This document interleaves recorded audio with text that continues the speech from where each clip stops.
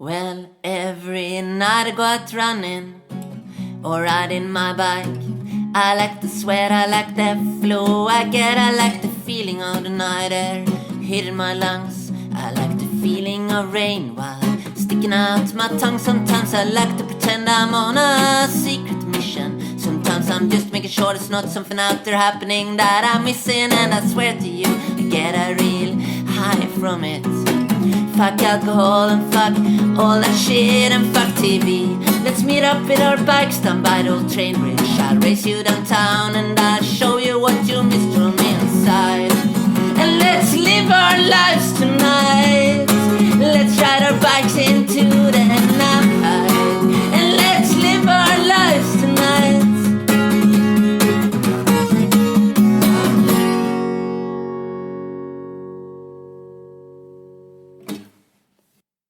All right, we are giving this a shot. Slap. Yep. Welcome everyone to the Garret Schuelke podcast. I am your host, Garret Schuelke, and we're trying out new and exciting things today. Actually, I will not go into it, but I'm working on a secret project, and one of the things that we've been talking about is what way am I actually having these mics pointed properly, and we don't know. We're trying to figure out, and we're trying it a different way now. Mm-hmm. So we're pointing it like forward instead of like, well, you would see like a regular mic, how it's just like pointing right at your face, you know, like a cock. This time we're having it face up, like your lover's face. No, more like, I don't know. You see like a swing musician, like Frank Sinatra or Elvis hold their mic. Brian Setzer. Is that what it's called? No, that's another swing musician. Oh, really? Brian Setzer, the Brian Setzer Orchestra. You were alive in the late '90s, man. Brian Setzer Orchestra. Google.com. The Stray Cats. God, there's a meme going around that shows like a swing guy, like he has like a beard. He's kind of got like a square-shaped haircut. He's got like the suspenders and shit. Mm-hmm. It's like, hey, anyone remember this genre? It was called Holy Shit, This Is Terrible. Turn that shit off. Anyway, welcome to the Garret Schuelke podcast. Summer's nearly done, folks, and kind of like last year, and I think maybe the year before, I kind of did like an impromptu summer vacation from recording, because, you know, I was just having so much fun this summer. You know, I just did not have time to podcast. But hey, September is just around the corner. Sadly, the prophesized white boy summer is about to come to an end, so here we are. You get another episode. And joining me, as always, is Zach Elmblad. Zach, thanks for being on. And what? That was not a bull, folks. I assure you that we are on a lot of drugs right now. I'm making Foley for Garrett with my iced tea. Yeah, we are. I assure you, folks, we are on a lot of drugs right now because that's the only way we can cope with life. Well, devoted listeners of the Garret Schuelke podcast will know that we're informally sponsored by Glacier Smart Water, and I have chosen to adulterate my water with iced tea powder. Yeah, did you add some of that? What is that? Oh, vape juice. Vape juice? Yeah, I gave it a squirt of vape juice, too. I prefer to orally consume my nicotine these days. You actually did that? Mm-mm. Okay. Nope, I'm being facetious. All right, well, we're here. Hot damn white boy summer. Yep. Me and my iced tea. Yep. We're here. We're queer. We're on a lot of drugs, and we're recording. I am on a lot of drugs. And we're really hot, too, which is why we're keeping that fan on. Metaphorically, literally. I will use the power of noise reduction to get rid of it. So, Zach, how you been, dude? I'm alright, man. Had some, life upsets, but other than that, Good, hunky-dory, same as always. Yeah, since we were talking about summer, how's your summer? Well, my apartment had an unfortunate fire in it, so I've spent most of the summer moving. All right, let's talk about that, because I did see the post. Yeah, so imagine, if you will, a drunken idiot about 3 a.m. decides that he wants fried chicken. All right. So he's got a little fryer, and he's got his oil, and he heats that little fucker up. Oh, he's making this himself. He's not like he's not going. He's not going deep frying chicken in his kitchen. He's not going to the chicken coop. Nope, no chicken coop. Checkers. Well, we live in post-pandemic America where nothing's open after fucking 10 p.m. So, True that. If you want fried chicken, there's no Chester fried for you, my guy. You got to fry that shit yourself. So he he was falling down drunk, which is the problem, so no one really knows what exactly happened. My guess is he probably took frozen chicken tenders and just dumped them in hot oil, not knowing what that was going to do. But he says he left it on or something, and the apartment was on fire for about 5 minutes, like fully engulfed, before a neighbor pulled him out from the apartment. He was like on the couch, like passing out and like passed out drunk, right? Like that's like the reason that this happened.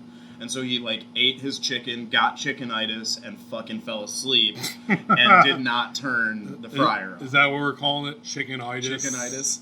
That's what me and Kenny used to call it. Do you remember, okay, folks, this is for Kalamazoo locals only, but do you remember the carousel across the street from Fourth Coast, and they sold like nasty fucking fried chicken and fish out of there? I lived on that food for like 6 years. I don't remember Carousel, but I do remember Malik's. There are people that had different names for it. Southwestern Market, I think was its Southwest. name. Yes. Yeah. Is it still there? It still exists, but you can't get food there. I remember you get chicken there. I had a unfortunate date one time who decided that she wanted to get chicken, and she got that from there. It was good, dude. And he put this lemon pepper seasoning on it. Oh man, it was so. They hand breaded it right there in front. Like they had big tubs of like just thawed chicken tender, chicken breast, catfish, whatever. They had a bunch of shit. Big handwritten menu, right? Like a deck of like 4 or 5 fryers, and they had these like seasoned fries that they put the lemon pepper seasoning on it, and like these guys were. Man, I don't remember what... I spent a long time talking to Malik. I actually had like almost a friendship. As much friendship as you can have with the bodega operator. But he knew me by sight and like smiled and interacted with me. So I guess it's the best you can ask for. But, man, that seasoning that he put on there was just tits. So fucking good. It's just like GFS... lemon pepper seasoning, but I don't know if they like dunked some MSG in there or what, because man, it was so good. Southwest Edge Market. It was so good. It was so good. Yeah, I like those guys a lot. Dude, my favorite status of all time, I think it's still up there with the Southwest Edge Market. One friend said it must have been like the white guy that worked there. He said like, Chris, it's a beautiful day at Southwest Edge Market. How about you come in and get some toilet paper? How about some blunts? How about a bowl? Do you need some rat poison? How about a 2 years expired Gatorade? How about some liquor? Oh, wait, they pulled our license. Never mind. Oh, they got it back. I just drove by the other day. It says liquor is back in the window. Oh, that's good. Good for them. Yep. I think that's when they got rid of the food, is when they got the liquor license. One or the other. I think so, it was. I think the inspector had something to do with that. Because there was apartments above there that were, like, complete fucking rat holes, dude. Yeah. I don't even remember why we're talking about Southwest Edge Market. Anyway, back to... Chickenitis. Speaking of rat holes, your house burned down. Yeah, my house burnt down. Okay. My possessions were not affected. I got a little bit of smoke damage. That's it. Like, I have all of my things, I'm fine. All of my things are fine, I am fine. But the apartment is unlivable by their definition, meaning like the fire marshal has prevented occupation or whatever paperwork was so they had like here's a good slumlord story for you, dude. Like, we show up, the Red Cross is there, like, the whole thing's fucked, and the people are basically like, you can't get in here. You can go in for medication and clothes if you're naked, right? Like, they won't let you get anything. And then so, like, after the fire had been, like, mitigated and put out, they let us back in one more time to grab a few more things. So I had like a couple $1,000s cash, which I no longer keep in my home for this reason. It was a great thing to air on a podcast. Yeah, well, that's what I'm saying. Is now that I don't do that anymore, I'm happy speaking about it. I used to be a under the bed type of cash hoarder. You know, if I was saving up some money, so I put that shit in the fucking bank. Dude, that's the wrong way, brother. You gotta bury that shit in your yard. In my yard. Put them in fucking mason jars. So bury them. I got my cash, I got my guns, I got the other things that I needed to grab, and we had to be accompanied by a state police officer.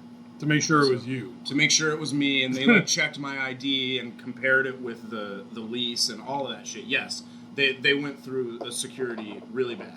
And then once that was all over, they literally boarded up the entire building so you couldn't get in with like security bits on the screws. All right, so it has been knocked down or anything? Not yet. No, it's not getting knocked down. They had to pull everything down to studs, but the building is going to remain. Okay, so technically you and your housemate, a former guest on this show. Indeed. Yeah. You guys still technically have stuff in there. No, we were. The story does continue. All right. So after about 3 days, they started sending us emails saying something to the effect of, "We're very sorry for your inconvenience, but you can't come in here yet. The fire marshal won't allow it." Because there was no water, there was no electric, and everything smelled like it had been burned. So once the building got cleared for them to let people in, then Van Dam and Cruisingo, which is like an engineering firm, came to like make sure that it was safe for people to go inside, not live in, but go inside.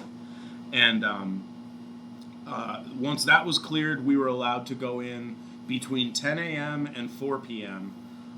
For 6 consecutive days to retrieve the entirety of our possessions. So, you know, if you're evicted, you get 30 days. But if the place burns down and the fire marshal tells you to go fuck yourself, you get 6.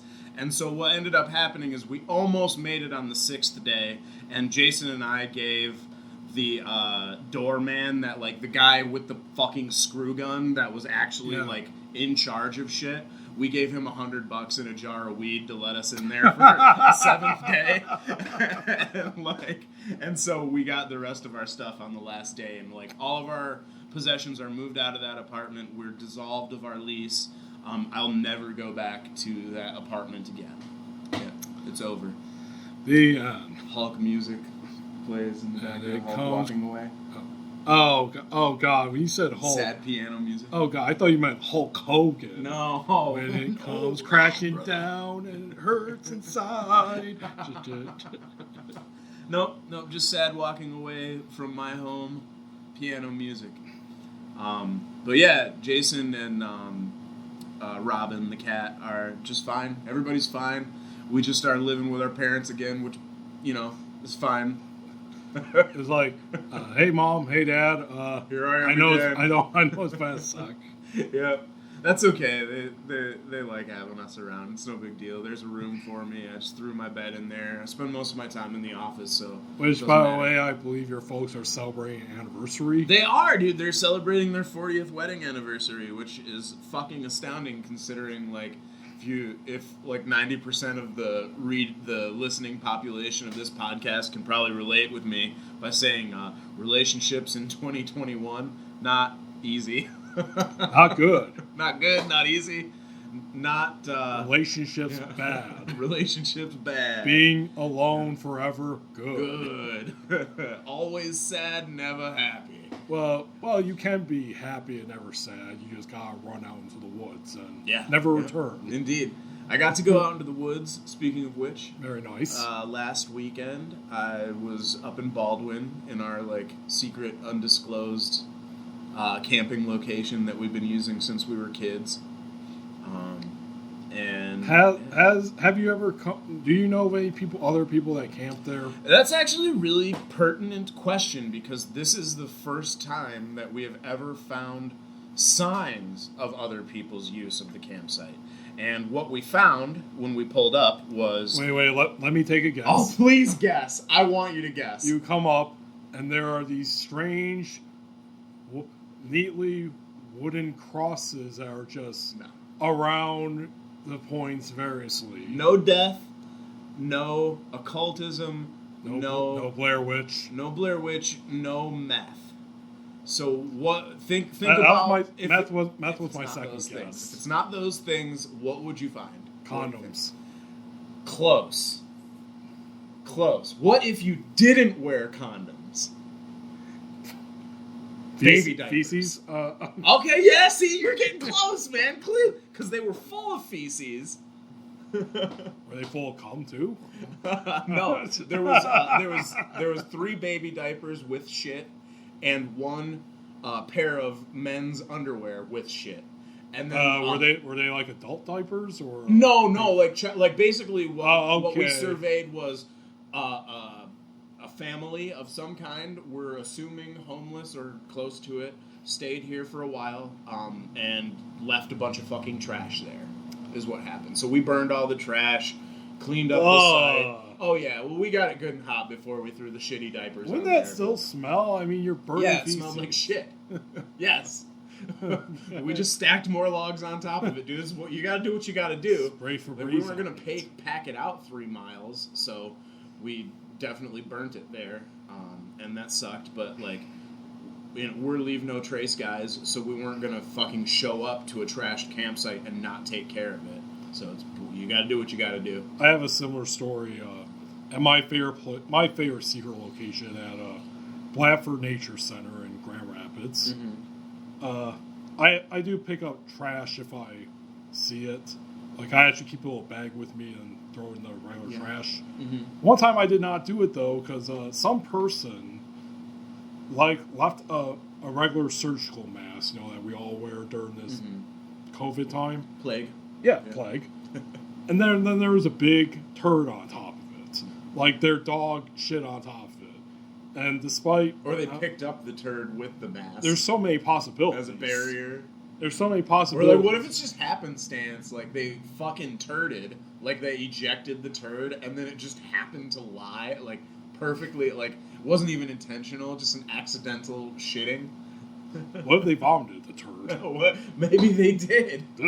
Anyway, despite me picking up trash if I see it and get all angry and take Kaczynski on everyone, I was like, I'm just going to leave that one there. I'm leaving the turd, I mean, save the environment, but I'll leave that one. I'll leave this trash there. Anyway, aside from adult diaper burning, was the rest of the trip good? Yeah. It was hot as fuck. Shot some guns. Burned shit.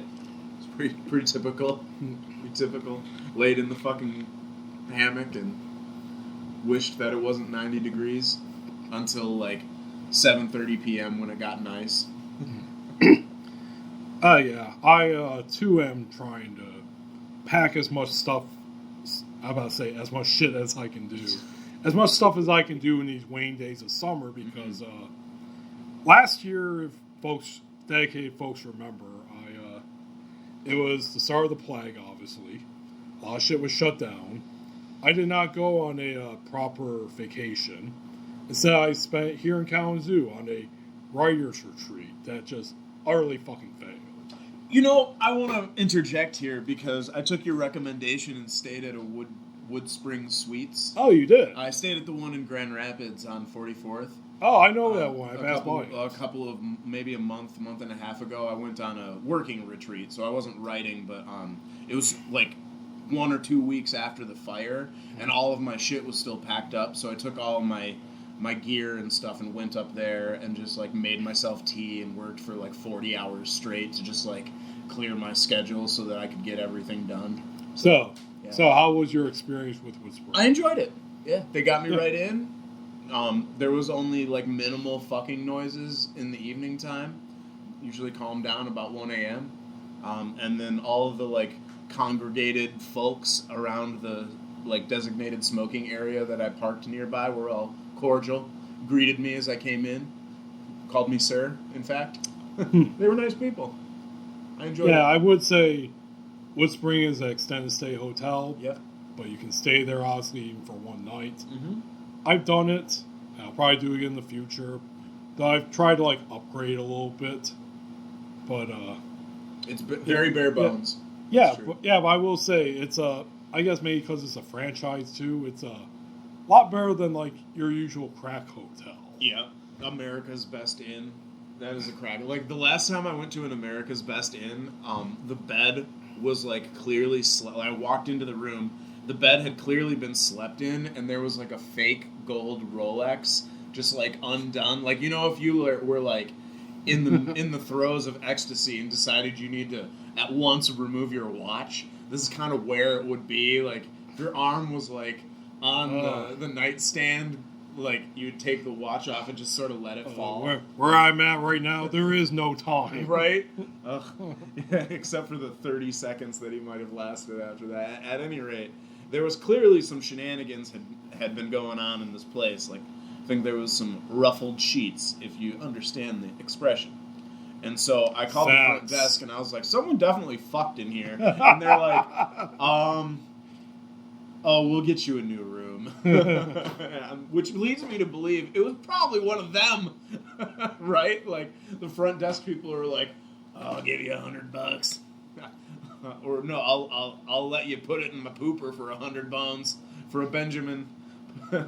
Whatever happened in there, I got a new room at America's Best Inn. Oh, good for you. That's customer service. Yeah. And then once we stayed at a Motel 6 in Albuquerque, New Mexico, and there was scorpions in the sink drain, and like, I'm gonna use the term roach, but I'm not talking about cockroaches. I'm talking about like expired butts of marijuana cigarettes. Okay, there was an ashtray with like 3 blunt roaches in it that was like underneath the bedside table, and of course I was in my younger days back then, and we definitely took all of the like the roach weed out of the roaches and put it in a bowl and smoked it, because good times. Hey, man. We were like 22. Hey, man. Jack Kerouac used to do that back in the day. He would like pick up the cigarette butts and then just put it all on a pipe. I will not say that I did not do that in my 20s as well. God, you fucking scumbag. Oh yeah. I never went to like the ashtrays outside of a public establishment, like a bar or something, but what I did do is, like, after all my drunk friends would leave my fucking party house, I would go through and find the half-smoked cigarettes and then just smoke them the next morning. That was good times. Oh, you're not like one of those guys, you're not like one of those homeless dudes that would go around, like, to the plastic, butt bins and just, like, lift up half. The line is fine. All right. It's a similar mentality, different venue. Yeah. Honestly, of all the crack hotels I stayed at, the only one I've been to that actually had like bugs that I could see straight up was down in Georgia. Yeah. Yeah. When I went to protests with what used to be called the School of America, it's called something else now, where they basically make mercenaries and dictators down there. Yeah, so we stay at this fucking shitty crack hotel, and for the first and only time in my life, I've seen silverfish on the bathroom floor. And we found what we thought was a bed bug, but it was a little bit too big, so it was probably an actual cockroach. Me and the other person elected to sleep in the van, while the other people slept in the actual beds. See, what I like to do when I travel now is I take a travel sheet, like a full, it's like a linen sleeping bag almost. It's real small. Like it packs up real small, but it's just a liner. You can get silk ones that are really lightweight. And that way, like, even if I'm sleeping in a suspect hostel, or whatever, like there's a barrier between me of what I know is me and the nasty, and like I know that envelope of fabric is clean inside, so as long as there's not like juicy or sticky moistness in the bed, like you can usually sleep pretty insect free. Because I've stayed in some fucking rat holes in Belize and shit, dude, like with like not only insects crawling all over the walls, but also lizards that ate the insects like while they're over your bed. Yeah, so like some pretty scuzzy places for sure. And I like to have a little sleep sheet that I bring with me so that I avoid situations like there's not always a van to sleep in. It's like, well, you could sleep out on the sand. It's good to be back podcasting where we just go off. That's what they all are. Well, these ones, not the real professional ones. Not the professional ones, I see. No, I see. No, not to say these aren't professional. Because, where else would I talk about burning feces diapers? If it's not you, Zach. I've led a storied life. It's true. Yeah. So anyway, last year, didn't really do much with summer, but I did do a lot of hiking and trail walking and a lot of swimming. Mm-hmm. This time around, not so much because, shit's still open somewhat. Yep. So I've been... Delta virus. We'll get to that. Delta virus. Delta Force. Delta Force. But, so I did that, and I did get some writing done last year, but I had severe writer's block. Because, a plague will do that to you, it turns out. Yeah, dude, pandemic anxiety. But not this time, because I would like to announce people that I did it. Da-da-da. I fucking finished the first draft of my next Godin book called Godin the Gladiator Killer. This man's a writer. Indeed. Thank you for reminding everyone of that. But, made a big post about it. And for those who aren't, following my pages on Facebook, which you should, and who aren't my friends... GarretSchuelke.tumblr.com. Official website, thank you. And who aren't my friends on Facebook, my personal page, don't fucking add me, I'm not going to add you. But, so I would like to give some writer's advice right here. So, to all the people who are aspiring writers who come to this podcast to hear, the best quality content, I just want to make this very clear. If you are writing a novel, try to write it at, a steady pace. Not saying you don't have to take breaks or anything, stuff happens. But try to keep at it until however long it takes to get it done. Don't do what, your buddy Garret Schuelke has done and start the thing in 2016 and then finish it in 2021, writing it on and off again and again and again, because holy fuck, you will regret it. Man, honestly, I've done a lot of editing and rewriting in my time, and I've edited and rewrote old works, and it's always the hardest compared to the new ones, because to toot my horn here, I'm a better writer than I used to be. Progress. Editing your old work is sort of like scratching out your own eyes with guitar picks. Yeah, so it's a lot easier to edit stuff that, say, you wrote yesterday than you wrote yesteryear. Yeah. Because it's more close to, your writing style, your writing style now, or, just the fact that you're better than you were 5 years ago. And also, this is for the genre writers out there. I write genre, i.e. superhero, pulp, whatever you want to call it. Yeah, if you're writing a series that has, a real hard timeline, that has to be followed, or at least the main story, not counting, side stories and whatnot. Yeah. Side stories. Okay, Shaw Henry Soprano.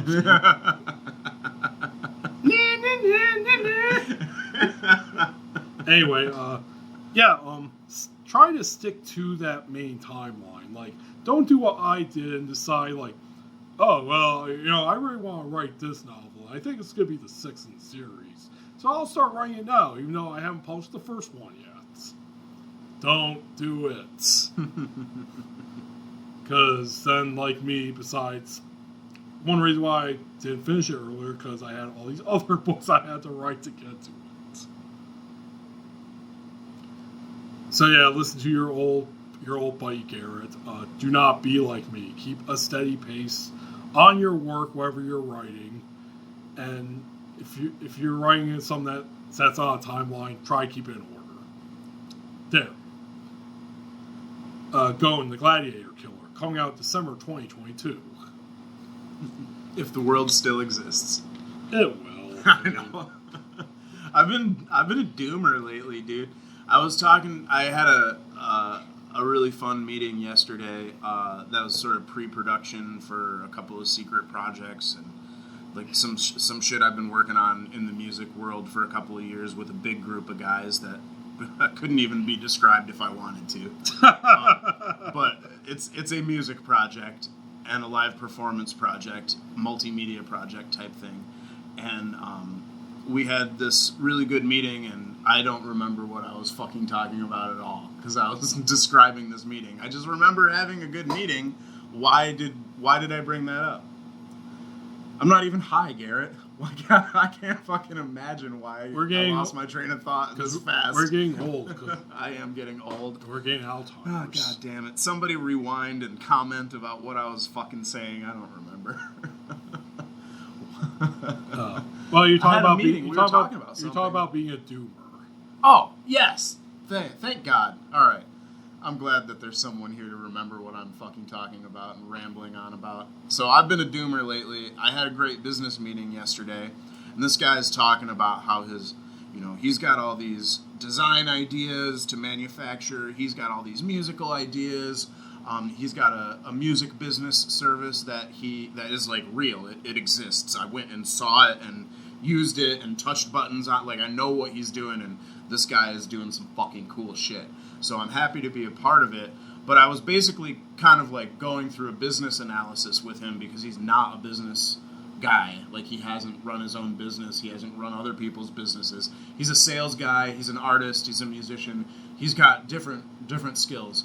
And so we were talking, and I was like, man, I see a significant downturn in the market over the next 8 quarters. Like, I don't even know how much discretionary income people are going to have to devote toward this type of stuff, be it like boutique performances or specialized electronics, or like we talked about several things, specialized audio services, really niche stuff.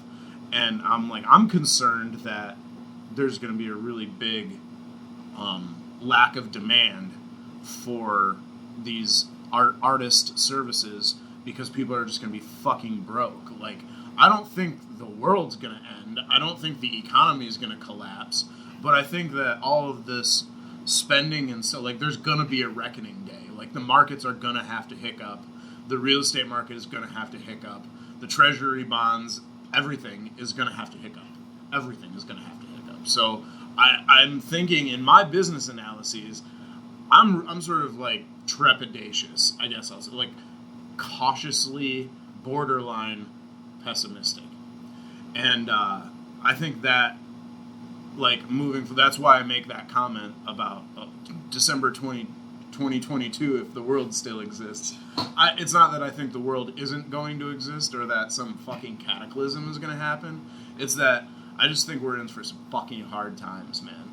And like I would argue, sir, I would submit that we are in those hard times now. Really? You think? I would submit. I never would have thunk that, I believe the hardship has begun. This past, 2020 is just such a great year. I mean, but 2021 has just been... My fucking cat died, too. That shit sucks. Melinda. Yeah, I saw that, too. I'm sorry, dude. Shit sucks, dude. 2020 is a bitch of a year. Personally, 2021. Professionally.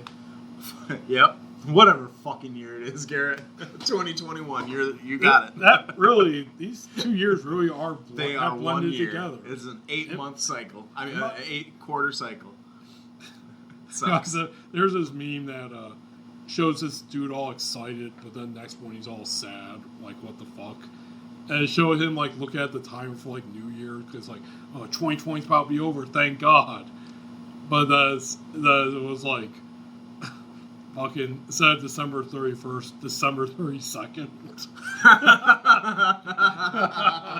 Accurate as fuck, dude. Accurate. What if we're still in 2020, but we just don't know it? Right, December 2022 is... The deep state does not want you to know that you are in this, still in 2020. Really? Did you have to fucking fart at that? Come on. I'm trying my best here. Could let it go silent. I thought you were wearing an adult diaper. This is a very poopy podcast. Garrett's going to title this one Zach's Depends. Opinions? Question mark. Zach's Depends. Oh, I see what you did there. That depends. That depends. It's wordplay. We're artists. We're authors. I gotta piss. Oh, you do? Not hard enough to stop this. I'm just announcing. We're talking about bodily functions. I figured I'd let you know. No, let's stop it. I need to do the whole transition. Anyway. You should use a toilet flush for this transition. You know what, Zach? Maybe I will. Maybe I will. All right, folks. We'll be right back.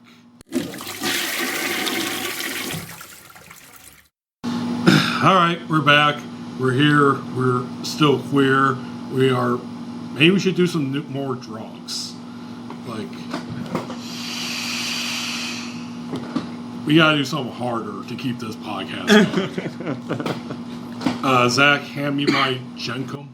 Jenkum? Yeah. Well, it just so happens I've returned from the bathroom. You know what? I'm putting a kibosh on this now. No more potty humor. No more childish potty humor. No. Potty humor is good. Just let's focus away from human feces. Like, yeah. I think we are just gonna turn off our guests. The Garret Schuelke shit show. There's a subtitle for you for this week's episode. Oh boy. Okay. I'm sorry. I know. I'm sorry too. I'm sorry to the listener. Like I said, it's been 2 months since I did a podcast. I promise that the future ones will be better. We need to stick to the outline. What fucking outline? Actually, I will say this. I was looking at my Anchor statistics the other day. Mm-hmm. Yeah, episodes involving you are actually pretty high. Really? Yeah, the two highest ones so far, I think, are the one I did with the great Noah Cicero, one of my favorite writers, one of my heroes. And another big one, I think the biggest one so far was Kalamazoo DJ and the creator of Dance Music Needs You, Joel Oliver. Yeah. Those are like the two biggest ones, I think, so far. Cool. Okay, so, God, we were talking about summer, because summer's about to end, man. White boy summer. Yeah, and, I can't say that I fully know the prophecies of Chet Hanks, but I will say it's a pretty good indication that White Boy Summer has ended, because I'm sure you've been paying attention to what's happening over in Afghanistan. Haven't heard of it. Oh, really? Now, folks... enlighten me. Actually, folks, I do want to say this. You know the whole thing about people being like, oh, I was born in the wrong generation, or I wish I would have lived during this time. Mm-hmm. You know what time I always wish I would have lived in? Vietnam. Close. The end of Vietnam. The end of Vietnam. The fall of Saigon. Yeah, that's why I wish I would have lived then, because I wanted to see. Because I see it in movies, I see it in books. Seen it in books, yeah. I've read it in books. You know, the fall of Saigon, where the North Vietnamese took over. You know, we evacuated people. You know, you see the epic pictures of, the helicopters and the red sky. The helicopters, yeah. But you know what? I don't have to go back in time. Nope. Because we have our own Vietnam here at home. We fucking right do, and I believe it was like twice the time. Okay, you know what? These jokes suck. I'll just get right to the point. Yeah, the war of Afghanistan is ended. We're ending. Yeah. We've been at that bitch for 20 years. and the Taliban promptly took the fuck over. In like 20 hours. Yep. Hey, you know, I don't mean to laugh. Honestly, dude, this shit is fucking horrific. Like, I don't even know. Again, I think it's been well established on the record on this podcast that my political analysis is worth very little. But, like, it's really just fucking sad to watch it. Like, think about how much blood and treasure we fucking devoted to that shit for 2 fucking decades. Yeah, almost half my adult, well, definitely more than half my adult life. Well, let's my get to entire adult life. Let's get to that. Do you remember where you were at, what you were doing when the war in Afghanistan started? I don't remember the specific. I mean, I think we've talked about how I definitely vividly remember September 11th. Oh, yeah. And so I would say ostensibly that is when it started, but obviously it's not. It's not. But when we invaded Afghanistan, I believe I was living with Tariq. So I was living with a Saudi national whose family had lived through the bombing of Beirut. So I was basically living with a person who fucking understood what was happening on an intrinsic level. And goddamn did I have some of the best conversations of my entire life with that guy during the beginning of the invasion of Afghanistan. Because he was basically like, these fucking Americans are coming into Afghanistan and it's a fucking rat's nest and they don't understand what they're dealing with. And it's going to be a huge fucking problem, and we're never going to leave. It's going to be like Vietnam, and I'm just like, dude, they're just going to fucking carpet bomb the place and turn it into glass, right? And, like, that shows the understanding that I went into. Yeah, you're overthinking this, bro. Yeah, exactly. Like, honestly, it didn't help them with the media, because just like the Iraq War later, which I remember that story more vividly than the Afghanistan War. Sure. But basically, George W. Bush and his wonderful little neocon administration, their whole thing was like, no, this will be over in a few days. We're just going to go in. I do remember them saying that, yeah. No, it's going to be A-OK, mission accomplished. Well, and then there's the other thing. There was the famous photo op where they like, had a boat outside San Francisco or something. I think that was in Iraq after we put Saddam on the run. Right, but I don't think the boat was... It was implied that it was in Iraq, but it actually was not. Like, it was a photo op. Like, he just flew into fucking, like, just off the coast of San Francisco. Yeah, he just comes in... I don't know. Fact check me on this, guys, but I'm pretty sure that's the story. He just comes in and, we did it, bam. Right? Yeah, he flew in with his fucking jet fighter shit on, because he was, like... He was a Air Force Reserve member or something like that I don't... Man, it's so crazy that shit was 20 years ago, because part of the, like, I remember it, I want to say clearly, but the more I talk about it, I don't remember it clearly. Yeah, I was a child. Yeah, I was fine. Yeah, I was a teenager. Yeah, I've been finding that too. Like, honestly, I remember September 11th, and don't really remember much, including the start of the Afghanistan war. Yeah. But then I remember the start of the Iraq war. Like, I remember probably CNN, watching how they have, like, a fucking time clock. Nuclear weapons, and then the Donald Rumsfeld clip where he was like, we have known knowns, unknown knowns, known unknowns. Who he thankfully died this year, burn in hell, Donald Rumsfeld. Seriously, I don't believe in that shit, but if there is a hell, fuck, yeah, he needs to go there. He has caused a lot of people from the United States to go to their death for what is, in my opinion, an outcome that's not worth it at all. Yeah. But yeah, let's see. But yeah, so how much have you been paying attention to, like, the recent developments? As much as I can. I mean, I've been... AP headlines and notifications, that kind of stuff is basically what I've seen. Yeah, mainly I've been, of course, listen to Facebook updates. Right. Talk about that. Listen to, like, all my favorite political podcasts, like Chapo Trap House and all that. No, they're talking about it. I've been listening to the audiobook of Game of Thrones. That's the media I've been consuming. There you go. So, pretty close. Yeah, it's like, this reality is too much. Here, let me start off this chapter. Then he fucked his sister and threw the kid out the window so no one would tell. Yeah. That's really all I know. That's how it starts. Honestly, when it comes to Game of Thrones, that's all I know. That part and like the shitty ending. That was kind of Yeah, so I binged. All right, here's another sidebar for us. Let's try to stay on 1 minute on Game of Thrones from Zach Elmblad. All right, so I did not watch Game of Thrones the first 7 seasons until about 3 to 6 weeks before the 8th season began. So for me, when I was a hotshot jackass, one of the identifying characteristics of my personality that I liked most was that I didn't have a TV for like 8 or 9 years. I never consumed media that way. HBO was the fucking devil. I would have never given them any money for anything.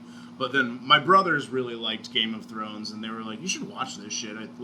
You're a filmmaker and a writer, and like you delve in fantasy sometimes. Like, you maybe just watch this shit." And so I watched it, and it was fucking good. And then my brothers are like, "If you want to be a real homie, now you gotta fucking at least listen to the audiobooks because the books are way fucking better." And I was like, okay. And so a couple of years went by, and now I am going through the audiobooks, and I will say the narrator is fucking amazing. And like my initial, I'm almost all the way through the first book, and I will say that George R.R. Martin's style, I fucking like it, dude. I know that there's been some controversy. I don't fucking know anything about what people like about him or don't. But I do notice that it's all very action-packed and dialogue-driven and just pushes and pushes and pushes. And it has an alternative chapter division style where instead of having like chapter 1, 2, 3, 4, 5, 6, etc., or like section breaks, each chapter is just titled the person that it's about, like the character development that it's about. So if it's about Cersei, it's Cersei. If it's about Arya, it's Arya. Which is really confusing when you're trying to go back to a section. But the prose, Jesus Christ, dude, it starts and then never stops for like fucking 35 hours of this audiobook. It's like it just goes and goes and goes and goes and goes. It's very cool, man. It's like a conveyor belt of prose. Funny enough, I've gotten that kind of criticism for my own writing. That's actually why I bring it up, because it kind of reminds me of your writing style. Well, you see, notice I said criticism. I know that. Like I did have some reviewer, by reviewer I mean like fucking random Facebook commentator wanting to make me feel bad, hurt my feelings. Yep. Says something like, little did she know. Oh, you guessed it right.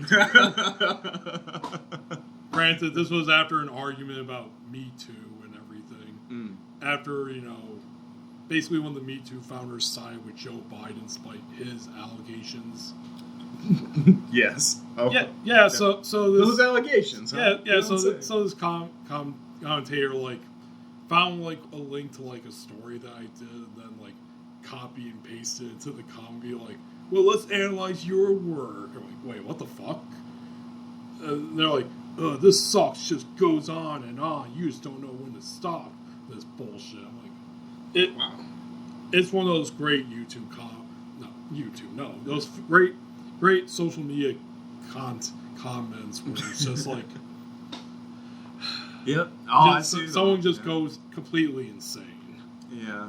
I think that that's an admirable quality of your work, and I wouldn't describe it as that it goes on and on and on, because what I meant to say about George R.R. Martin's style was that it's action-packed. Like, there's no beat pauses. There's no time where it's like... I remember the reference I wanted to make there, actually. Yeah. Instead of my shitty story there, know who else says it goes and goes and goes?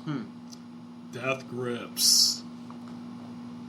I don't know what you're referring to. You don't know who Death Grips is? Nah. Holy fuck. Okay, never mind. Your illusion has completely escaped me. I don't know what that means. You will love them. I'll show it to you on YouTube later. Alright. Anyway, write that down. Write it. Anyway, to get back to Afghanistan, here's just a few of my things, just some of my ramblings. Yeah, it was always going to end up this way. Like, I knew it back when Obama was in office saying he wanted to end it. I knew it when Trump said he wanted to end it. Yeah, It's been the analysis since the get-go. It's like a bunch of mountains with caves in it that you can completely not find people. Well, I think the real reason is if you compare it to Iraq, like, we made kind of like a puppet government out of them. Mm-hmm. I mean, puppet enough that we could assassinate foreign officials on their soil with no repercussion. Mm-hmm. Remember Iran. Mm-hmm. But that's how another great reason with they do the comparisons with Vietnam, because we could make a puppet government out of Vietnam. True. The North Vietnamese and the Viet Cong just would not back down, just like the Taliban did. Yep. Korea too. Oh well, kind of. What would eventually become North Korea? Then we made South Korea. Yeah. And there's still our puppet government today. Yep. Yeah. And Matt Christman of Chapo made this point, and I do believe he's right, saying that the only way this outcome could not have happened is if we formally gave power over to the Taliban. Which we could have never done. Yeah, we would never do that. We would never have like an official ceremony like, government's yours now, buddy. Dare I say, I think that might be what Trump was positing for his second term that never happened. Oh yeah, wasn't he in talks with the Taliban? Yeah, I think he actually had Taliban. So much has happened in the last 5 fucking years, dude. Please correct me if I'm wrong. Yeah, I do remember. He was negotiating. Yeah, he actually had, I think, Taliban officials at Camp David. Can you imagine if Obama did that? Well, do you remember when Muammar Gaddafi stayed in a tent, like on the roof of the UN Assembly building? No, like that was a big controversy when the G8 summit was in DC, I think. Well, Hillary Clinton made sure he never did that again. Sure fucking did. Sure fucking did. Oh god, that everyone, if you haven't ever seen it, look up Clinton Gaddafi YouTube. You'll see the whole famous "we came, he saw, he died, ha." That could have been our president, folks. Yikes. Anyway, to continue, okay, this was bound to happen. Unless we give a formal thing, just get the government over to them. I think you're accurate, man. I think you're right. Yeah, I think that's a good quote to lean on. Yeah, I think whoever said that knew what they were talking about for sure. Yeah, Matt Christman, Chapo. But another thing, just Joe Biden said this when he did his speech about how they start evacuating people, and it's just such a great admittance. He said simply, we went in there to make sure that Bin Laden and Al-Qaeda would not have a base. That's it. We were not supposed to nation build. Yeah. Which is a great admittance, because that's what America does. We go in and we fuck shit up. Then when we try to nation build, we either spectacularly fail, like Afghanistan. I think the result is definitely that we fuck things up. But I want to believe, as a citizen of the United States, that wasn't the intent from the get-go. I think that I want to believe that the Council of Generals or whatever, whoever the fuck planned this shit, Dick Cheney or whatever it was. The Illuminati. I don't want to take that cynical of a view of it. I want to believe that they thought they were doing the right thing and that the rat's nest showed itself when they arrived. Ooh, I will have that cynical view. Actually, I take it. I will get more cynical, because if you remember, the original neocon Bush doctrine, it is more so, hey, let's go in and take over these places, and then under the guise of terrorism, and then let's just take their resources and give jobs, to our military contractors, aka mercenaries, Blackwater, weapons manufacturers, the military industrial complex as a whole. Yeah, that's really what it was. It's let's try to build an economy and exploit the fuck out of this nation. Yeah, dude, I guess the 20-year removal kind of really put a tint of rose in my glasses looking back at all this shit. You really are right, man. I like, because now thinking about, I just remember everybody talking about, like, because of course YouTube wasn't a thing back then. You were watching cable news or reading shit on news groups and BBSs and stuff like that. And of course, looking up such great sites as Rotten.com and Ogrish. Sure. Ogrish. Yeah, but like, I remember everybody citing that Eisenhower farewell address about the dangers of the military-industrial complex and about how now with mass media and the globalization aspect of news on the internet, that it's boiling up to the surface faster. Like, it took God damn it, I can't remember anything that happened in history. Some man released a book about how the Gulf of Tonkin incident could have been an inside job, or like was. I thought that was confirmed. It is, but I guess I think there's varying interpretations about the severity of, or not the severity, or how intent it was. I think they took the opportunity and then were disingenuous about the opportunity, rather than they intended to use that opportunity for those purposes the entire time. Again, my understanding, very loose on this. And I think, God damn, well, I'm losing my points. I really don't know what I'm talking about, man. I think it's very obvious that, like, all I remember is bits and pieces of this. Like I'm saying, all my standout memory is a speech from the 1950s that was quoted. Actually, I did repurchase a documentary this weekend that centers around that speech called "Why We Fight." Okay. Yeah. So I got to rewatch that. Yeah, it does.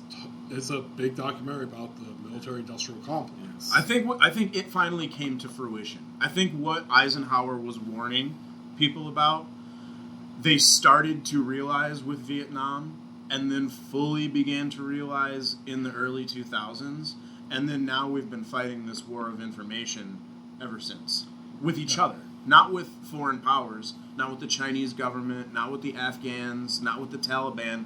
It's a saturation of news, and all of it is conflicting because it's sort of ambiguous about what the timeline is, because things could be accurate and then no longer accurate.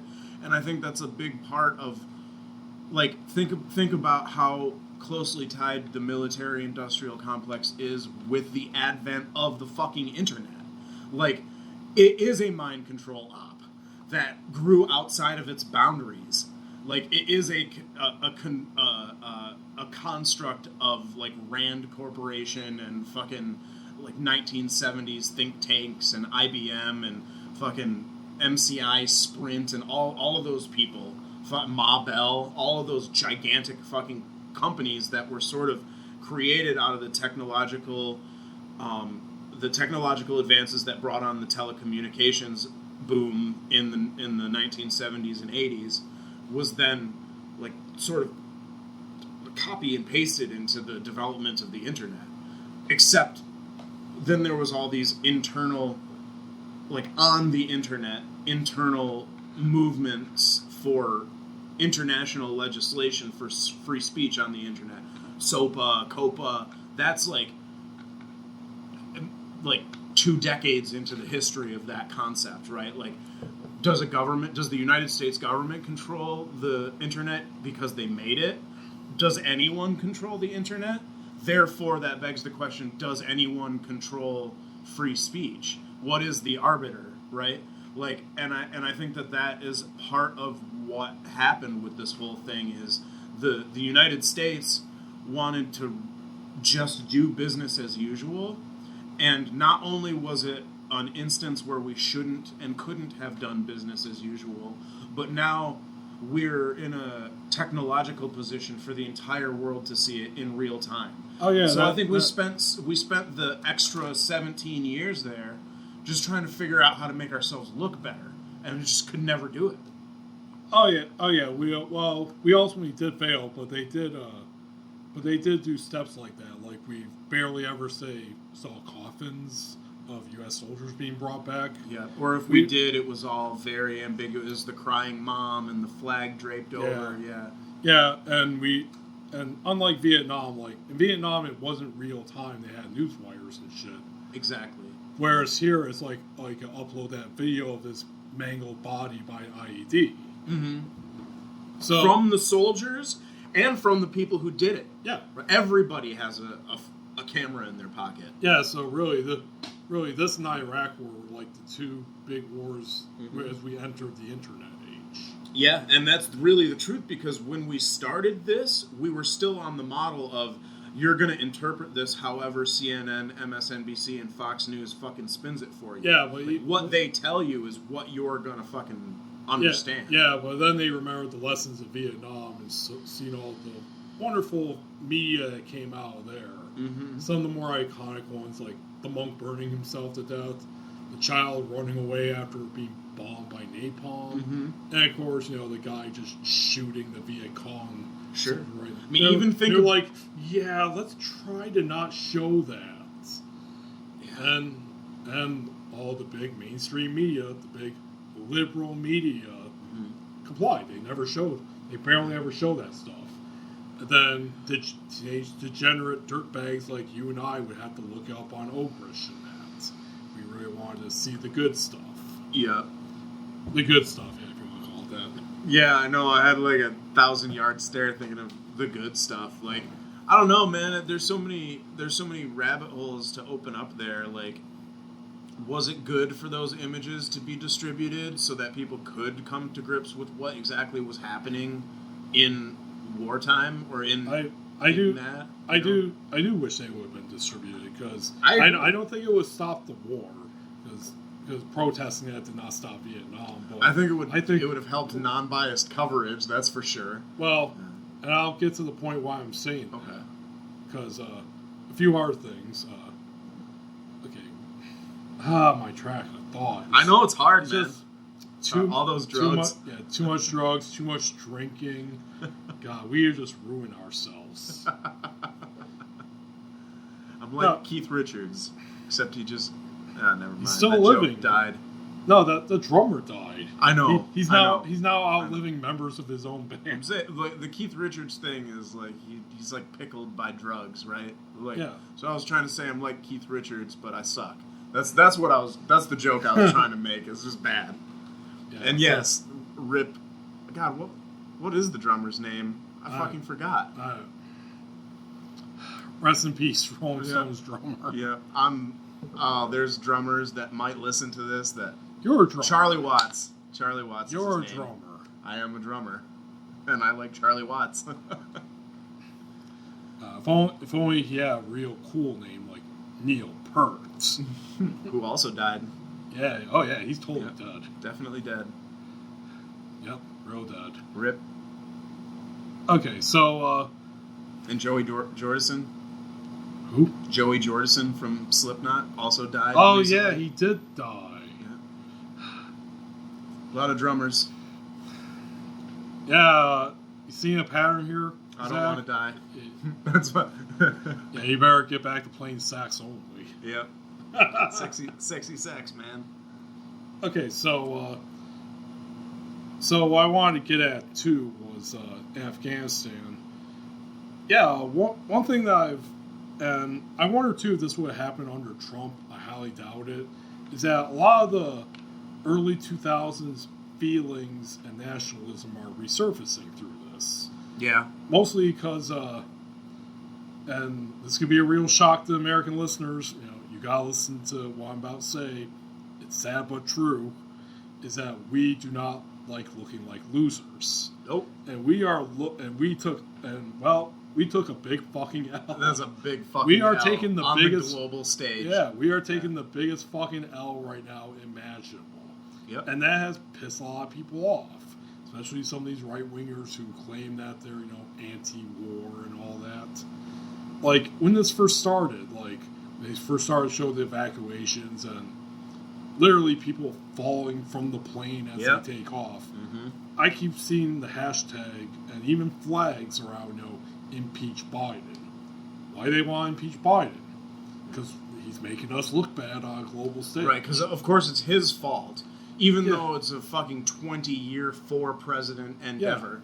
Yeah, it's got to be the last guy's fault. I don't know. Yeah. I don't know. I mean, we've talked about Biden, Trump. These men are all fucking They're lunatics. monsters. Yeah, they're monsters. They're disgusting. They're products of big money. The and, lizard men. yeah, fuck yeah, they are, dude. I mean, I don't know how you could navigate a situation any better, other than just saying, "Fucking A, bro, we fucked this." I mean, and he's pretty much saying that. Yeah, he is. He doesn't have a fucking leg to stand on here, and like. It doesn't surprise me that you see hashtags and that sentiment propping up around it, but it is so clear that you're a fucking idiot if that's what you think. I think. Yeah. In my opinion, Yeah, it's just stupid to say, "Oh yeah, it's fucking Biden's fault." Well, are you kidding me? Well, of course, a lot of these people, what I would do types. And mostly, it would just involve like mass murder, like, oh, let's nuke Afghanistan. That kind Right. of bullshit. Well, exactly as I was describing, like what basically my sentiment as a 21-year-old or whatever was like, oh, we're just gonna nuke them. We're just gonna turn it into a fucking parking lot with a bunch of KFCs in it, right? Yeah. Like, I mean, Yeah, and 2003 war in Afghanistan. That's 1 year before I went to Egypt. Like that's I was in the middle of hanging out with all of those fucking people. and we're joking about these chuds, obviously, as they should be mocked. Yeah. But that really is an imperialist mindset. Of, Fuck like, yeah. Let's kill everyone. Yeah. Let's nuke it. Yes. Yeah. And no, I'm talking about these old 2000s nationalist imperialist mindsets. And besides looking bad, it's also because losing that train of thought. It's tough. It's a tough topic, man. Yeah, I mean, we're just dudes, trying to wrap our brains around this shit. Imagine how difficult it must be for maybe soldiers who fought there for fucking 12 years. Well, now I remember my train of thought. I should write this shit down when I make important. Stick to the outline. When I make important, profound statements that all my followers will listen to. Quotables. Is that, of course, they're blaming the Afghani people.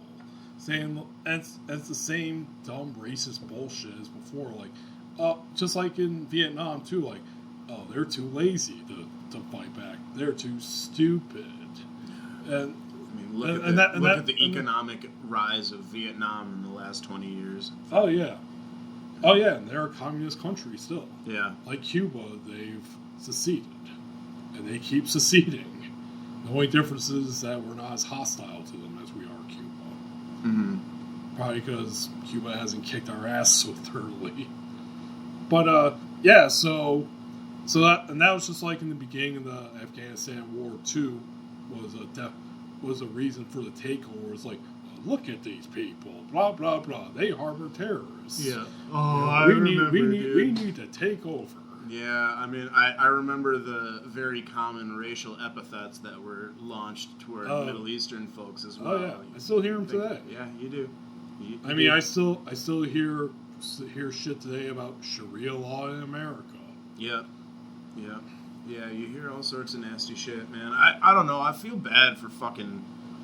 I mean, I have family and friends that were in the military that fucked their entire lives up over there, like getting fucking blown up in tanks and shit. Like, I just think it's so... Man, I don't know. I'm fucking hyper cynical. I've been saying since we went that we shouldn't go and shouldn't have gone and that it's a big fucking mistake and a waste of money. But, like... Even my friends that were, like, dyed in the wool, like, I'm fucking going there, and I'm going to do something about it, and I don't care if you like it or not, I'm fighting for you, man. They all have that thought. But you have to. I don't know. I guess so. I don't want that to not exist. We just get fucking railroaded by, like, Uzbekistan or something like that. You got to have... I don't know, man. I don't know how society works. I don't want to fucking kill people. I don't want people to be killed on my behalf. I just want to, like, watch Netflix and fucking edit photos. I want my life to be propped up by harder working men than me, I guess. And, like, that's the American sentiment. Like, I don't want to go to fucking Afghanistan and shoot people. I'm not gonna. Well, like, luckily for you, we are out of there, so you don't have to do that. Well, where's the next place, you know? That's actually a very good question. I was It is going a to bring great up question. later on. What do you think? Where would we invade next? I have, honestly, 2 guesses. A lot of people think, oh, let's invade China. That's not going to happen, folks. No. We here in America, we invade smaller countries, mostly that are socialist or Islamic. We pick on those guys. We are never going to invade an equal superpower like China or Russia. It's not going to fucking happen. Iran's been on the short list forever. That's going to be my Iran's first guess been right on there. the short list for 75 years. Yeah. Iran, and I was guessing either Iran or Venezuela. Crimea. Crimea? Crimean Peninsula. I think that. That I'm not sure because Russia controls it. Like I said, we are not going to go up with an equal superpower. No, we won't. No but fucking way. Crimea is the one thing that Europe would fall in line with the U.S. with and stand against Russia. I don't know. I'm a dumbass. I don't know what I'm talking about. That's another thing since this Cold War II, I guess we're in. Yeah. We're never gonna battle like the Russians or Chinese directly. It's gonna be tell me if you heard this before. People we train. Yeah. And then we send them against one another. Yeah. Yeah. Sound familiar? I mean, we've been doing that with Syria these past few years. Yeah. Maybe once in a while we'd be like, Russians accidentally shot at American planes. Will this lead to war? Oh, no, it's a misunderstanding. We're cool, bro. I saw something that like the Finnish like equivalent of our State Department has now listed the United States as like a backward country. Yeah, I did see that. Yeah. I mean, it kind of is. Our healthcare is atrocious. Yeah. We have fucking High murder rates. High murder rates. Extremist. The food's groups unhealthy. everywhere. Water quality standards are poor. Yeah, we treat journalists like garbage. Yeah. The list goes on. And on and on. It goes. Yep. So, there's a lot to be thought of there. Okay. Yeah, two more things about Afghanistan, then I'll end this spiel. It might fuck over Biden in 2024. Because, not because he ended the war, but how badly we ended it. Yeah. I could see the next Republican. I don't think it'll be Trump. Sarah Palin? Oh, God, no. No, it's going to be someone like candidate Tucker Carlson or something. Big Gretch. Big Gretch is going to run. Gretchen Whitmer, no. Big Gretch 2024 till the end of time. Yeah, but, no, I'm sure that there will be some fucking candidate, roasted and put in brain Biden, saying like, I want Big Gretch with Verners and pasties on the White House lawn. Fuck yeah, saying like, look at how you did the pullout of Afghanistan. If I was president, blah blah blah, then people would believe it because people are fucking dumb. Yeah. And the more recent one where the Islamic State bombed it and killed a shit ton of people, including 13 Americans. I'm sure have you seen those memes online show like bars reserving like 13 beers in their memory? You haven't been seeing that? No. Dude, I'll show you. You know what this reminds me of? What it will probably turn into? Remember a little thing called Benghazi with Hillary Clinton, which Obama was involved too, but they mostly focus on Clinton now.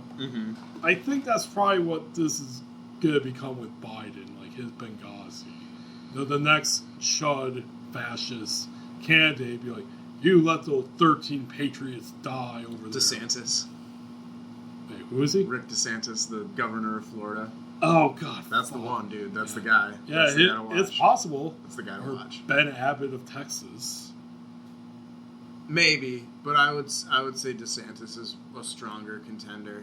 Yeah, possible. In my alien point of view. I mean, it is totally possible. I see Big Gretch on one side and DeSantis on the other. That's what I see. Well, she's calmed down from last year.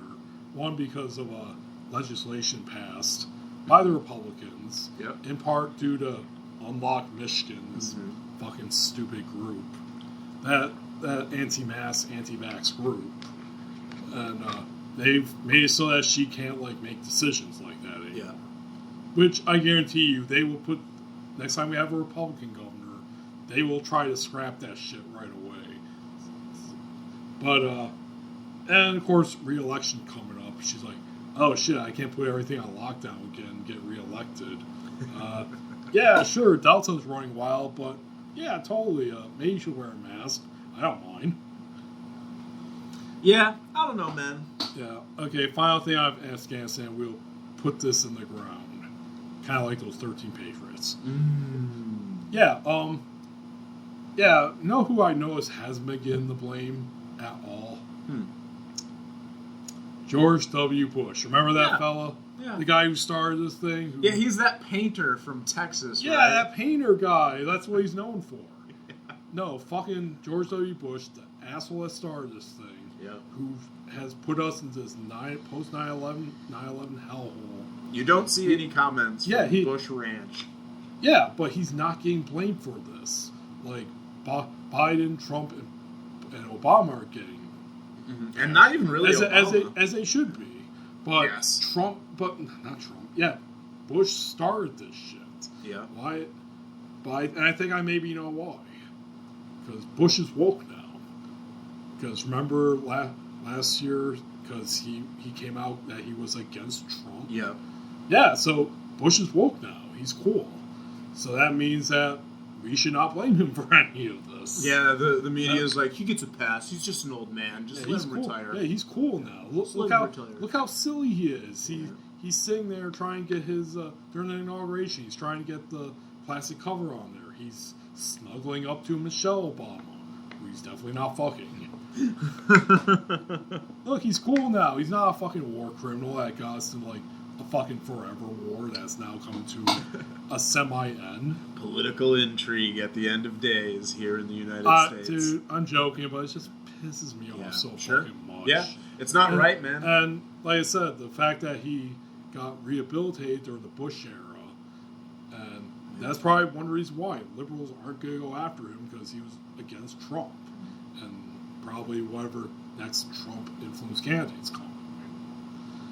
Hell, I remember I got into an argument last year during the election cycle because, well, of course they were praising Bush, for being woke as he is. I'm like, no, he's a fucking war criminal. What the fuck is wrong with you people? Yeah. Well, and one shithead liberal I was arguing was like, well, we need Bush because, we need to get people on the right to come over. I'm like, he's a fucking war criminal, you idiots. Wow. God damn, you fucking people. So yeah, Afghanistan war, it's fucked. 20 years, the longest war we've ever been to. What a goddamn fucking waste. All those people that died for nothing. All those corporations and mercenaries have just made a shit ton of money off this. Fuck war. Yeah, dude. I think that's a good way to wrap that up. Yeah. Fuck war. I think that message is pretty strong. I can get behind that. Ah, God, I'm so angry. There's a lot to be angry about, man. You know what? Let's end this on two our topics. They're both music related. All right. Well, one's bad and one's kind of funny in a dark sense. Which one you want to talk about first? Let's go with funny in a dark sense. Okay, Zach, tell me, have you ever heard of a band called Nirvana? Not once in my life. Really? You haven't? I've never heard of this Nirvana. I'm only familiar with the state of enlightenment implied by the term. Well, let's see. They were a grunge band back in the 90s. What is this grunge? We'll look up on Wikipedia later. Okay.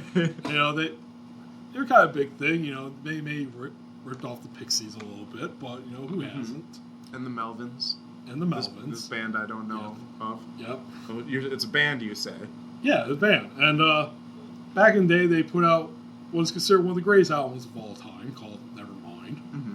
And on that cover was a naked baby swimming after a dollar bill. Mm-hmm. Well, it's been like 30-some years, and that baby is grown up. Now he's suing the Nirvana and claiming that they produced child pornography of him. Quite a litigious claim, yes indeed. Quite a litigious claim. Okay, But so founded. Okay, so you have heard about this. Yeah, absolutely. Okay. Yeah. That's one good thing about the way that we do jokes. Sometimes you can't tell where we're Yes, I'm aware of this situation, and I've read some of the bits and pieces about the legal proceedings. He's suing like 10 or 12 different parties for $130,000 each or something like that. Like the photographer, the band members, the publicists, like a bunch of people. Well, here's the story, and reading it from TV6 KWQC. KWQC. What city? I have no clue. Minneapolis. It might be. I don't know. I don't know. 30 years after being featured on the Nirvana Nevermind album cover as a nude baby, Spencer Elden has filed a lawsuit against the band. Mm-hmm. In a suit filed Tuesday, Elden's lawyer claims that the photo of the 4-month-old baby swimming underwater with his genitalia exposed constitutes child pornography. Yeah. The suit said Elden has suffered and will continue to suffer lifelong damages because of what the lawsuit is called commercial child sexual exploitation. And here's a photo of Spencer taken back in, okay, I don't know what was taken, but he's grown up. Yep. There he is recreating it. And yep. he has Nevermind tattooed across his chest, by the way. Yep. He doesn't have much ground to stand on, considering he has himself been gaining from that situation for his entire life. Well, before we get there, let me read more. Kurt Cobain chose the image depicting Spencer like a sex worker, grabbing for a $1 bill that is positioned dangling from a fishhook in front of his nude body with his penis explicitly displayed, the lawsuit said. Penises exist. Do they? They do. Or are they just part of our imagination? They are graven images and cannot be depicted. What is a penis? And you know what? What is life? The complaint said that the band used the shocking nature of his image to promote themselves and their music at his expense. And that the music industry commonly used album covers posing children in a sexually provocative manner to gain notoriety, drive sales, and garner media attention and critical reviews. The lawsuit cites Scorpion's Virgin Killer, Blind Faith, and Van Halen's Balance as examples of exploitation. Now, okay, I will comment on this part right here, because I actually looked these albums up, and they're all on Wikipedia. Now, the Scorpions, who are most well known as Rock Me Like a Hurricane, yeah, it features a 14-year-old girl naked on the cover posing explicitly, and then there's like a fake crack where her vagina is to not show that part. But yeah, you can see everything, and I would put that as exploitative. Yeah. Blind Faith features another prepubescent girl, and keep in mind this is all on Wikipedia. I'm not Googling this shit. Sure. And yeah, it's a naked girl from the top up holding an airplane. And finally, Van Halen's Balance features, how should I describe it? It's a prepubescent boy sitting on a, what do they call this thing? A teeter-totter? Like, and they wanted, I guess, do like some like duality theme. So like, one of it had like the kid just sitting all calm. Then like his conjoined twin like was raging out. And he was a shirtless kid. Out of all of them, here's why I would say it's the difference between these albums and the one on Nirvana. Nirvana just has like a baby just swimming. Yeah. And like it's a baby, so it doesn't know what he's doing. Yeah. There's a lot of baby dicks on Facebook. Yeah, baby dicks, yeah, that too. Yeah. The difference between that and these ones is that, especially with Virgin Killer and Blind Faith, is that the kids are actually posing. Yeah, man. And they have what I call the bedroom eyes. Like, their eyes are a little slanted, their mouths are a bit open. Yeah. It's a very sexual face. Yeah. And Van Halen's Balance doesn't really feature that. Like I said, they have more of a thing.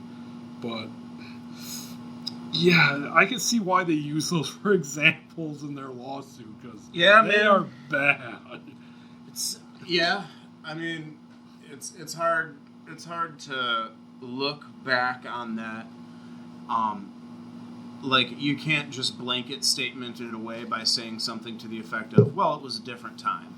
They did And I know that people are trying to say that, but I think the root of that argument is this is so clearly art, and I think the Supreme Court delineation on what is obscene and what is pornography literally is like it's like named after one of the Supreme Court justices from the time, and it's like this person's name test, and the quote is effectively, I don't know how to describe pornography, but I know it when I see it. Yeah, and it's basically like you sort of have to put all of those images side by side and say, well, this one is and this one isn't. Like, there is a line that has to be drawn, but famously, we've never been able to draw that line. And I think that line probably goes right through the center of that baby dick. Yeah. Because it is clearly art. It's clearly art. But it is also baby dick. Baby dick. And it is, I think what, from my understanding of what I've read, is that he's saying what makes it sexually explicit is that the inclusion of the dollar bill on the fishhook makes him analogous in the photo to a sex worker, which was the stated intent. And I think that since that was the stated intent, that the intent of the art is now being characterized as exploitative. And I think that is the closest you can get to arguing that this guy probably deserves some type of monetary damages. Yeah, indeed. He said that he's asking for $15,000 from each defendant, including Kirk Weddle, Courtney Love, Dave Grohl, Chris Nolzovic, Universal Music Group, and Dave Griffin Company, and are responsible for the late Kurt Cobain. Yeah. I see this getting settled out of court and going away in less than 2 months. Yeah, I don't see it happen. I don't see him winning because he will win. He'll win effectively. He'll get his money, but he'll have to sign non-disclosure agreements. Even that, I don't think it'll happen. Plus, I'm pretty sure the dick tip has been photoshopped off since like 2004. Oh, it has? Yeah. Like, they don't sell it with the baby dick on it. Oh, well. There's either a sticker over it or it's just photoshopped off entirely. Yeah, well, I don't think he'll win for two reasons. One, he's done numerous recreations of it. And he has, of course, it tattooed on him. Yeah. And now all of a sudden, he's saying that, they exploited him. Right, but it's been a mark of pride on his personality for his entire life. I read in other articles, but I couldn't find any before I came here. But apparently this really came about because he owns an art gallery, and he invited Dave Grohl and Chris Novoselic. to it, but they never responded. This pissed him off, apparently. He was like, I was on the cover of your greatest album. Shouldn't you know who I am? They probably do know who he is, but that doesn't mean that I can go to every fucking party for everyone who invites me to one. Yeah, so he's pissed off, and then he goes around and says, they exploited me sexually back then. Yeah, it's a stretch. It's a really big stretch. I know. What he tossing a baby in a pool and taking a picture of it is so that, and just the fact that he claimed that as child pornography, it's like he just went right to the jugular. Yeah. Which he really should have done.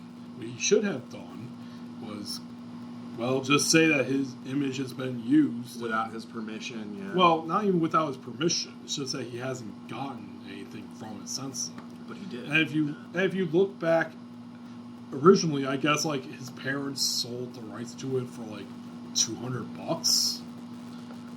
Well, I mean, that's how much you would pay for the rights to a photo, though. I know, but that's the material possession. I know, and this is where I'm saying that he could probably made a better argument with saying, like, no, they never imagined it would have gotten this big, become one of the greatest albums of all time. Yeah.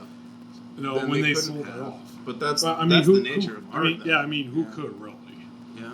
No one could have. So I guess he probably could have made it better if he just talked about his image in general.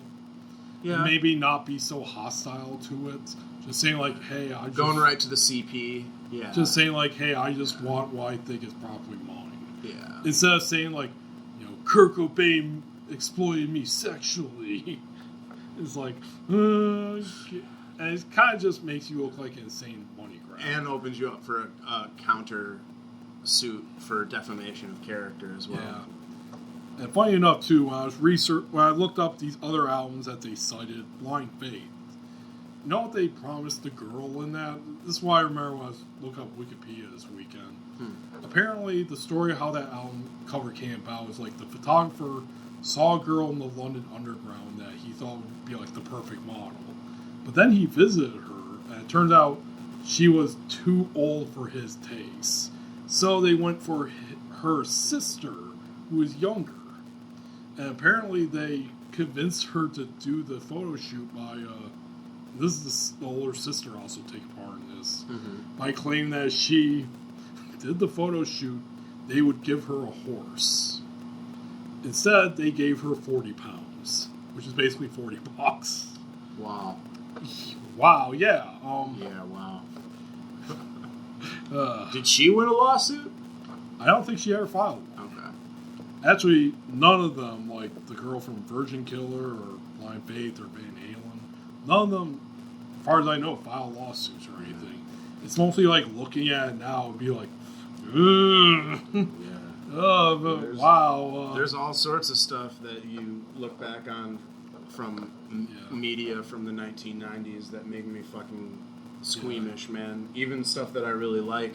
I told you I finished the Dark Tower series. Yeah. That's full of cringe moments, dude. Oh, yeah. The way that black people are described in that fucking book is just unacceptable.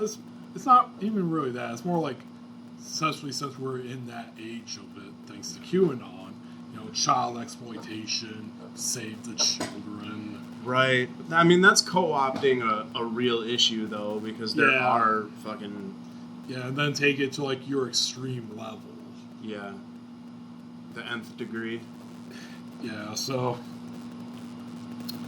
yeah, wow. The world's fucked up, man.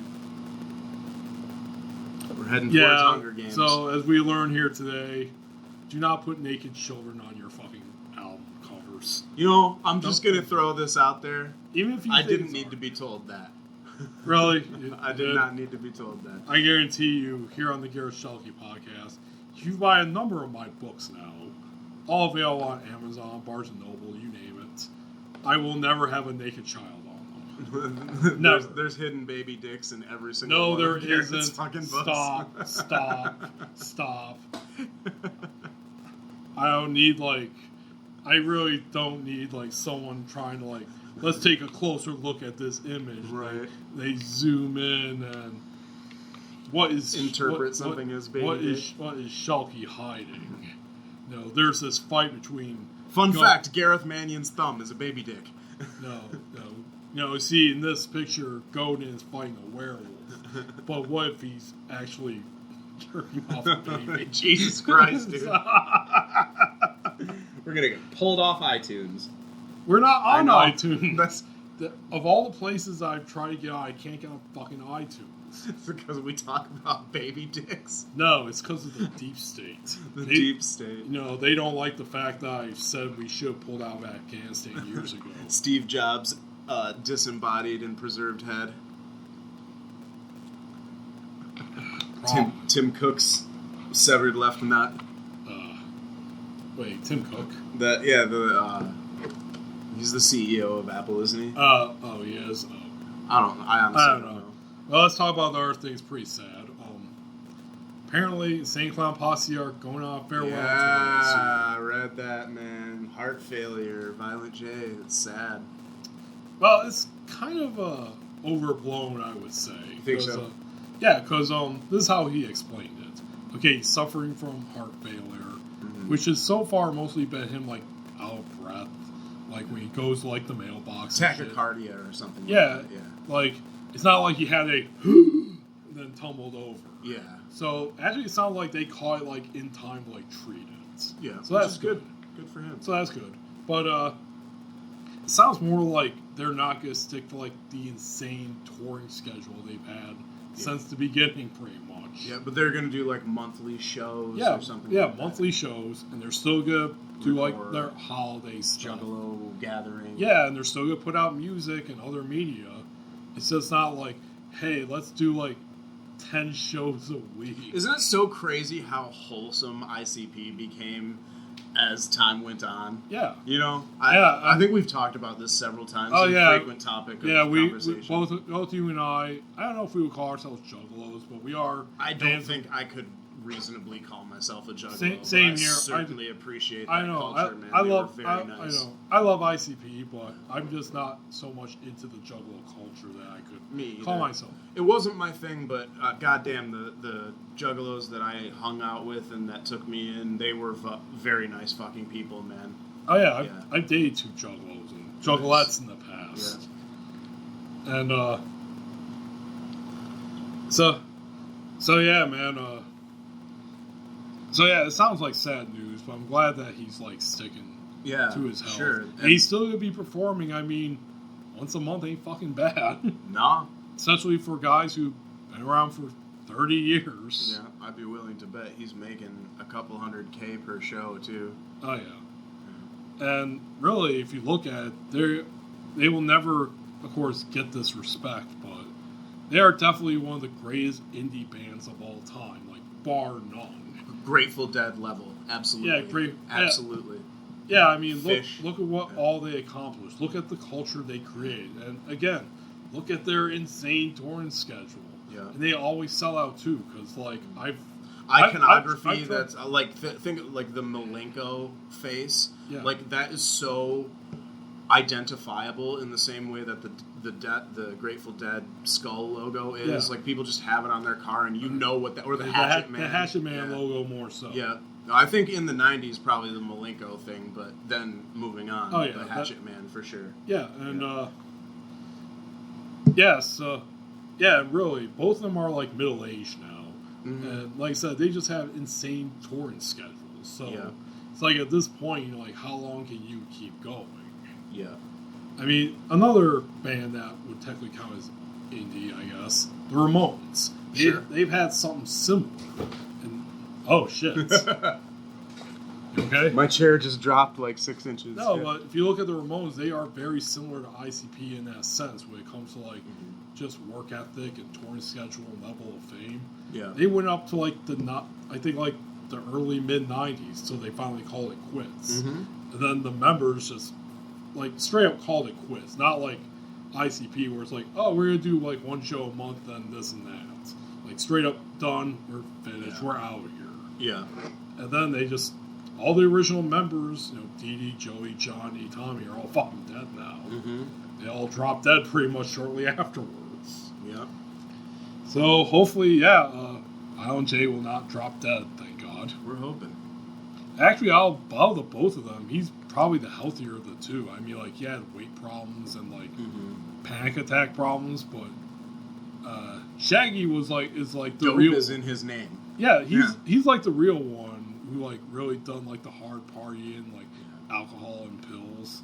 Yeah. I guess, like, in 2001, I think it was 2001, he revealed at Howard Stern that he had to stop doing that because he was about to get, what do they call that liver disease when you drink so much? Oh, cirrhosis.